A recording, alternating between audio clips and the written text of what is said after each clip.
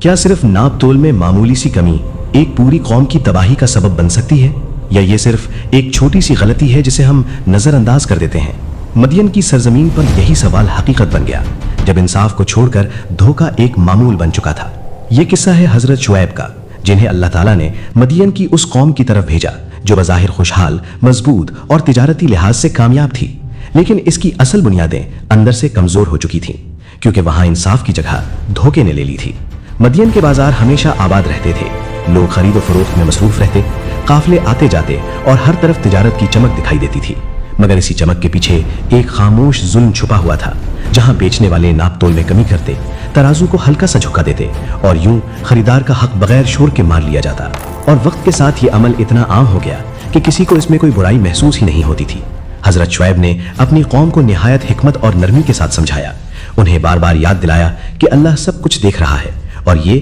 کہ ناپ تول میں انصاف کرنا صرف دنیاوی اصول نہیں بلکہ ایمان کا حصہ ہے۔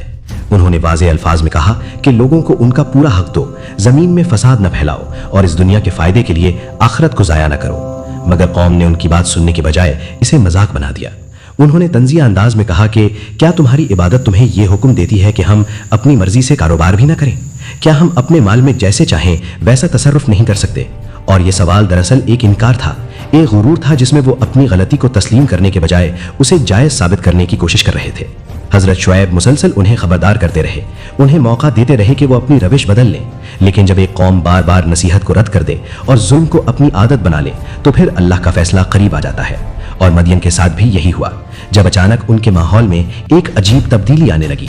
گرمی شدت اختیار کر گئی، ہوا رک گئی، زمین تپنے لگی اور لوگ بے چینی میں کسی سائے کی تلاش کرنے لگے۔ اسی دوران آسمان پر ایک بادل ظاہر ہوا جسے دیکھ کر انہیں امید ہوئی کہ اب راحت ملے گی، چنانچہ وہ سب اس کے نیچے جمع ہو گئے، مگر وہ بادل دراصل عذاب کا آغاز تھا۔ اچانک ایک زبردست چیخ نے فضا کو ہلا دیا، زمین لرز اٹھی اور چند لمحوں میں وہ پوری بستی جو اپنے کاروبار اور طاقت پر فخر کرتی تھی مٹی میں مل گئی۔ نہ بازار باقی رہے، نہ وہ لوگ جو دوسروں کا حق چھین کر خوش ہوتے تھے، اور یہ انجام اس لیے آیا کیونکہ انہوں نے انصاف کو چھوڑ دیا تھا۔ حضرت شعیب اور ایمان لانے والے اللہ کے حکم سے محفوظ رہے، اور یہ واقعہ ہمیشہ کے لیے ایک نشانی بن گیا کہ جب معاشرے میں انصاف ختم ہو جائے اور لوگ دھوکے کو معمول سمجھنے لگیں تو وہ معاشرہ زیادہ دیر قائم نہیں رہ سکتا۔